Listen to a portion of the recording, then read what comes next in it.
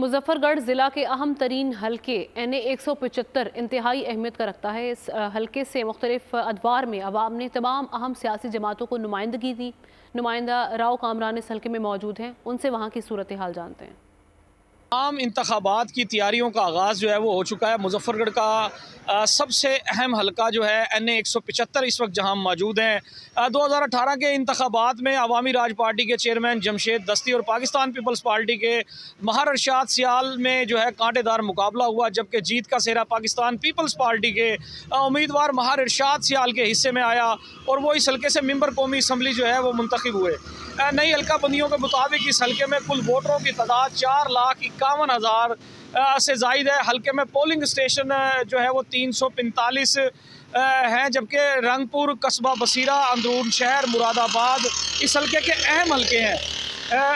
शहर के सब सरकारी दफातर इसी हलके में मौजूद है और पाकिस्तान इस टाइम पीपल्स पार्टी और तहरीक इंसाफ और मुस्लिम लीग नून में इस वक्त जो है कांटेदार मुकाबला होने जा रहा है। इस वक्त हम जिस हलके में मौजूद हैं मजीद इस हलके की आवाम से जानते हैं। बिलावल भुट्टो साहब वज़ीर आज़म पाकिस्तान बन गए तो फिर ये हम उम्मीद रखते हैं कि वो हमारे 4 अहम प्रोजेक्ट हैं। एक यूनिवर्सिटी है, मेडिकल कॉलेज भी, और हस्पताल जो है वो निश्तर का जो है एक ब्लॉक बना दिया जाए ताकि यहाँ लोग जो है मुल्तान जाने की बजाय मुजफ्फरगढ़ में अपना इलाज करा सकें। तो मैं और मज़ीद सड़कों की भी तामीर करते रहे हैं। मुंतखब होने के बाद यहाँ पे किसी पार्टी ने भी कोई खातिर का काम नहीं किया। आज भी यहाँ पे वही महरूमी है। हम लोग इन पार्टी से मायूस हैं क्योंकि यहाँ पे नौजवानों के लिए रोज़गार के मौके नहीं है, सेहत के यहाँ पे कोई मौके नहीं है, साफ़ पानी नहीं है, पूरा शहर पानी में डूबा हुआ, सीवरेज का निज़ाम तबाह हो चुका है। अब हम किस पार्टी को वोट दें क्योंकि सबको हम लोग आजमा चुके हैं।